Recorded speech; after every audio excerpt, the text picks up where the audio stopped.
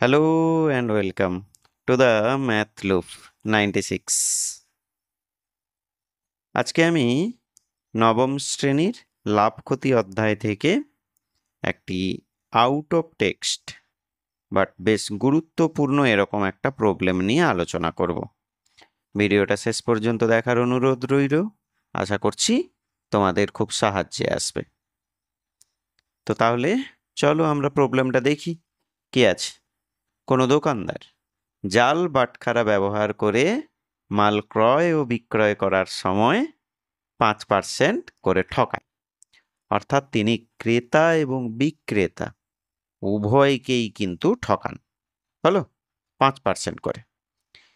তাহলে জানতে চেয়েছে এতে তার শতকরা কত লাভ হয়, অর্থাৎ দোকানদারের শতকরা কতটা লাভ হয়। আচ্ছা, তাহলে কি হলো দেখো, দোকানদার প্রথমে বিক্রেতার থেকে জিনিসটা কিনে তারপর ক্রেতাকে বিক্রয় করছে জাল বাটখারা ব্যবহার করে। তো জাল বাটখারা ব্যবহার করলে খুব স্বাভাবিক দোকানদারেরই সবসময় প্রফিট হবে, তাই না?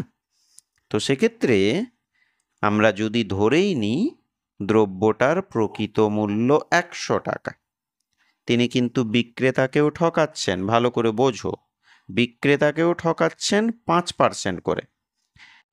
যদি আমরা প্রকৃত মূল্য 100 টাকা ধরি দ্রব্যের, বিক্রেতা যদি ঠকেই যায়, তাহলে বিক্রেতা জিনিসটা দোকানদারকে বিক্রয় করবে কত টাকায়? 95 টাকায়।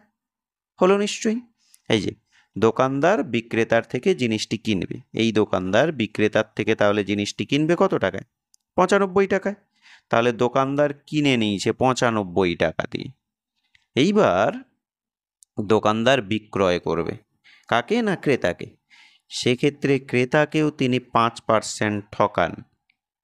আচ্ছা, কার ওপর বলো তো? না, যেটা প্রকৃত মূল্য ছিল, প্রকৃত মূল্য 100 টাকা।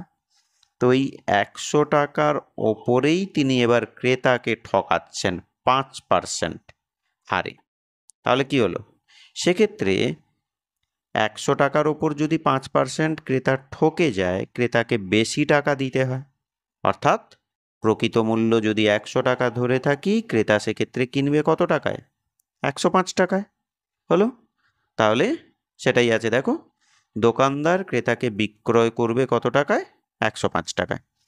তাহলে দোকানদার কিনছিল দেখো 95 টাকা দিয়ে, ওই দোকানদার জিনিসটা ফাইনালি বিক্রি করছে 105 টাকায়, তাহলে লাভ হচ্ছে, তাই না? তাহলে সেক্ষেত্রে দোকানদারের শতকরা লাভ বের করব। শতকরা লাভের তো গল্প আমরা জানি। আগে বের করতে হবে কি? মোট লাভ। 105 টাকায় বিক্রি করে 95 টাকায় কেনা হয়েছিল, তাই তো? তাহলে মোট লাভ হচ্ছে কি? বিক্রয় মাইনাস ক্রয় বাই ক্রয় মূল্য। শতকরা করতে গেলে গুণ 100 করে দিতে হয়, যেমন রুলস ছিল। কাটাকুটি করে দেখো, ফাইনাল আনসার এইটা, অর্থাৎ 10×10/19 হলো। বুঝে গেছো নিশ্চয়ই? আচ্ছা, দেখে রেখো প্রবলেমটাকে খুব ভালো করে। আর ভিডিওটি যদি তোমাদের ভালো লাগে তাহলে অবশ্যই একটা লাইক করে দিও। আর যারা চ্যানেলে নতুন, অনুরোধ রইল চ্যানেলটিকে সাবস্ক্রাইব করার জন্য।